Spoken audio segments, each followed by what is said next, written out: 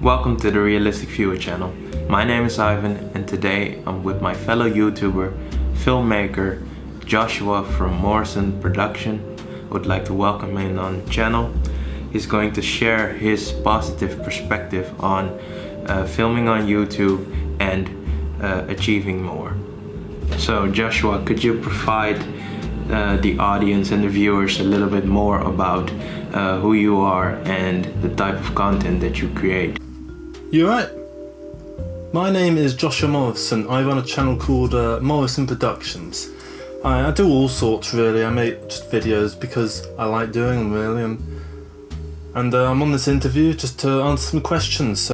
Joshua, thank you for this introduction. So, how do you see YouTube as a positive outlet, and how has it helped you with your creativity? I was doing YouTube in a positive outlet for creativity. I'm not gonna do creativity precisely, although it certainly has made me a more creative person. As a result of doing this, I now get more ideas flowing in. At the moment, I've got about 5 new ideas for videos. I had two today while I was at work. I had 3 yesterday. You know, it's just, if they build up. But I'm not going to talk about that because even though that's what the question says, I want to talk about something else. Doing YouTube has been a positive outlet for me in general because I started this channel, let's see, when did I? Well, I started it back in December 2015, but I didn't actually upload anything. It was just college projects, really crap. And then in May, just as college was about to finish, I got sick of doing all the college projects and I wanted to do my own thing. I wanted to make something that I could look at and say, people will want to watch that, not just, it'll be the teacher having to look through it and 30 others. So I made a video called I Will Not Stand for 15p Mawams. I made it a day and people liked it. People liked it a lot. And so I made more. I made more videos doing that kind of thing. I made more videos just doing the stuff that I want to do. I don't make videos for my audience, okay? If someone gave me an idea, if someone gave me a suggestion, I would do it because it inspired me, not because they asked me to. I do YouTube because I like to imagine myself as a person that is seeing these videos. I like to imagine that some guy just in the middle of nowhere, he stumbles across Morrisons Productions and he's a bit sad, he's bored, you know, maybe his friends are all going away or something, and he's left on his own for ages. And so he's on YouTube and he finds this new channel, Morrisons Productions. He clicks a video, he watches it and he likes it, and he clicks more and more, and he just really falls in love with this. And the same thing happened to me with a channel called I Hate Everything. And I still follow that channel to this day, and I really am inspired by him in many ways, and I think you can see that in a few of my videos. But doing YouTube, back when I started doing it regularly, I was starting to, I'm not going to say fall into a pit of depression. I'm just going to say, you know, not even that I wasn't in the best place. I mean, I wasn't technically in the best place. I mean, I wasn't happy, right? But as soon as I started getting recognition, as soon as I started to realise that people were enjoying what I was making, that what I was making had value, and that people were encouraging me to keep making it, I just thought, this is brilliant, this is everything I could ever want. And honestly, doing YouTube and being creative really has just an outlook. It just makes you think differently. It makes you, for me it filled a void in my heart, really, that nothing else was able to fill. And I don't know what caused that hole. I mean, nothing horribly bad has happened to me. I mean, a few bad things have happened, but nothing that, you know. But yeah, it really did fill a void doing YouTube and being recognised for my work. I don't want, you know, hundreds of thousands of subscribers or anything, because that's when it starts to feel impersonal. It just feels like another comment saying, ugh, good video. And I don't know if that's the case, I'm just assuming. But at the moment, every comment feels personal, and I really do, I think I respond to every comment that I've ever received. I want to do that for as long as possible. and it's all thanks to just doing YouTube that I'm just now, I feel like a better person, a more creative person, a more loving person, a more social person as well. I'm not going to say introverted, or I was introverted, but then, you know, I started going out with this really nice girl who I'm still with, and I've got a ring, I'm engaged, and let's see, yeah, that got rid of a lot of sort of self-confidence issues, and then YouTube just sort of got rid of the rest of it, and she got me into doing YouTube. She was like, Josh, you know, you've got all these skills that you've learnt from, you know, doing your music video and stuff. Why don't you just do something else? You know, you can do all sorts with this skill. And I was like, yeah, you're right. Let's make a video on Mawams. So, tell us how your creativity has improved over the time filming with YouTube, and how do the interactions and comments, etc. that you receive on your channel fuel your motivation to film new videos? I mean, it kind of says it in the question, really. People are liking what you do, and they want you to do more, so you do more. I mean, I do more for myself, really. I do more because I want to improve my editing skills. My YouTube channel is also my CV.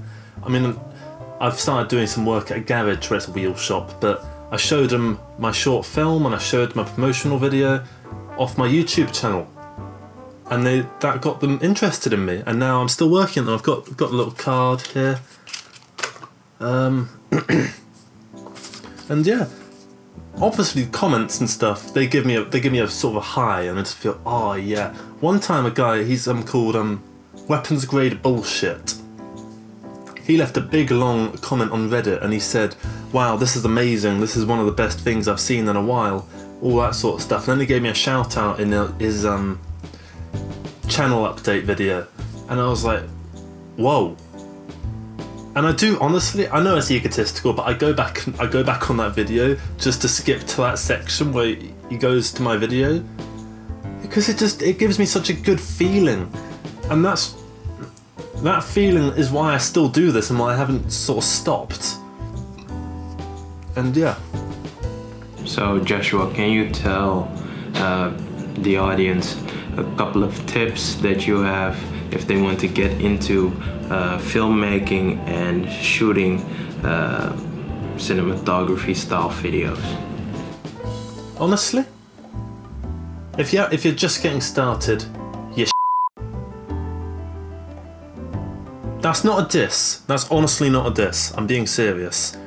That's a great thing that you're because, you see, you have just gotten your car off the local road, off of, you know, filming with your iPhone vertical mode of parties or whatever, and you started getting into it properly. You've turned your phone around, or you might have invested in a cheap little camera, or maybe I don't know, maybe your dad's into DSLRs like mine is, which is really lucky for me. But you've driven off the local road of just doing videos just to capture stuff, to doing it because it's a passion. And now you are on the highway of learning and developing your skills. And what you want to do, you've just gotten onto this highway, there's a pit stop 4,000 miles away. And that pit stop is when you get good. But to get there, you need to drive, and you need to drive yourself to get to the end. And it's not even the end, because from there, it only gets better. You're going to be doing new things. Look at my first video. It's a piece of It's called The White Sound. You'll find it on my YouTube channel. Just scroll right down to the bottom. Look at the cinematography on that. God awful. Bland, dull, vomit-inducing. But now look at, say, Over the Edge. It's not great, I'll admit. I think it's pretty good. People have praised it. But at the same time, it's no Dunkirk. I want to get to Dunkirk. So Joshua, can you tell the audience a couple of tips that you have if they want to get into filmmaking and shooting cinematography style videos? Well, let's see. Number one, jump cuts are the worst. See, jump cuts, I only use jump cuts if there's a purpose to them, if they fulfill some kind of joke. In my I'm a filmmaker one, I use the jump cuts, the really obvious ones, to convey the message of repetition. It's the same thing happening again and again and again. I make films, I make films, I make films, like that. And it's a repetition that sticks into your head. And that's why I did the jump cuts there. And there are other jump cuts in the video where there would have been jump cut, but I've disguised it. I've put a video clip over it, or I've done a zoom in. There's a zoom in the very first second, and you can see it when I put on a second tie. And that's it. You just don't do the jump cuts. They look so tacky. Unless there's a purpose to them, obviously, then, you know, shoot for the stars. Number 2. Not everything needs to be on a tripod. I mean, I'm doing this on a tripod because it's me talking to a camera. There's no one behind this camera. And I don't think it would be improved if there was, but there are times when doing handheld, it's fine. As long as you don't have shaky hand syndrome or something, you'll be fine. So don't be afraid of your footage looking a bit shaky, because a tiny bit of shake is fine, just as long as you're not doing. Tip 3, try and find a really good angle to get something out of. Try and find a joke, or to convey a bit more dramatic flair to your video from a camera angle. I'm not doing it in this because it's just a little interview, but let's say you're doing a short film and you want to convey that someone's powerful. You shoot upwards at them, and if you want to show them as sort of weaker, shoot down at them. Down. Tip number 4, have a style. You're going to develop that style with time, but make sure that you put effort into developing it. That's probably not even true. I don't know if I ever developed a style. I held a camera and I pointed it at stuff and I hit record. That's all there is to this. You know, there's art and stuff to it, which is a bit more intricate, but you can't teach art. You didn't see Van Gogh teaching an art class. That's why in my high school, when everyone did art class, everyone was shit apart from the one guy who was actually quite one of my good friends. He did drawing in his own time. Brilliant he was. The others, rubbish. And as a final question, do you feel that content creators need to build a great community? Content creators need to build a great community. To build a great community, you need to use Twitter, Instagram, Facebook, Reddit, Snapchat, Tumblr, I don't fucking know. Whatever, what else is there? It's probably another. MySpace. You know, don't bother with any of that. Do it if you want to do it. I mean, I do a Twitter because I like doing it. It's just a bit of fun, just to get a bit off my system. I mean, and also because I'm not afraid to just put endless tweets out there like I am with Facebook. I try and limit myself on my Facebook. Not my channel one, my personal one. And let's see. But no, don't bother with any of that. Seriously, you don't need it. You don't need it at all. You can do it, and it certainly could help. But if you don't want to do it, then don't do it.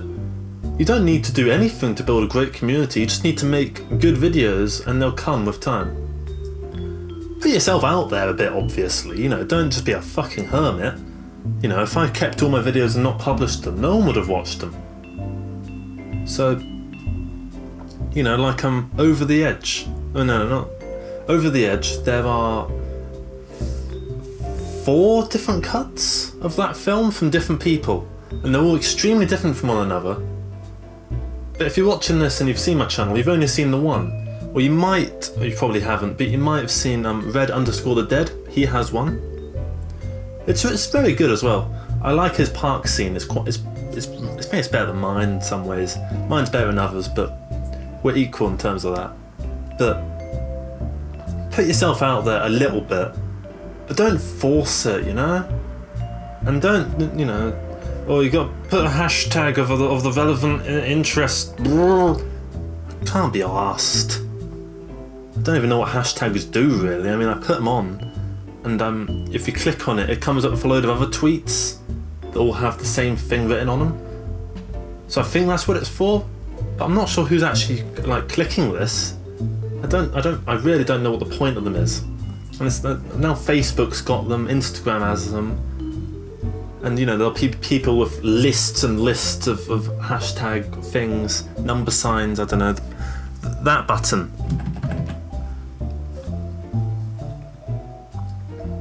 And that's it. Put yourself out there a bit, but don't try too hard. Most importantly, enjoy what you do. That's the most important thing. Don't do it to build a community, don't do it for views, don't do it for subscribers, don't do it for money. Do it for you. Because you, at the end of the day, you're the only important person in all of this. My channel, the only person that matters is me. The others, I'm glad they're happy. I'm extremely happy that they're happy, and that makes me happy in return. But I do this channel because of their happiness bringing me happiness, not because of their happiness full stop. If their happiness brought me money, I'd probably still do it. It wouldn't be good, but you know, sell out. You know, I'm running out of money. I'm doing all right for myself at the moment, but got touch wood there. You know, suspicious and stuff. That's it really. I hope you've enjoyed this little interview. I really hope you enjoyed this interview. Back to the realistic viewer. Make sure you I don't know, like and subscribe this video, and check me out. I mean, if you've gotten to the end of this, you're probably thinking, you know, he's pretty good, isn't he? Would like to thank Joshua again for doing this interview. Check out his channel, Morrisons Production, if you're interested in interesting cinematography videos and more. If you like these types of interviews, feel free to subscribe to my channel. I will provide a lot of information in regards to marketing, one-on-one videos, how to do videos, tutorials for YouTube, etc. So if you're interested in that, subscribe, leave a like if you like the interview, and I hope to see you in the next video. This is Ivan from the Realistic Viewer channel, helping you achieve more.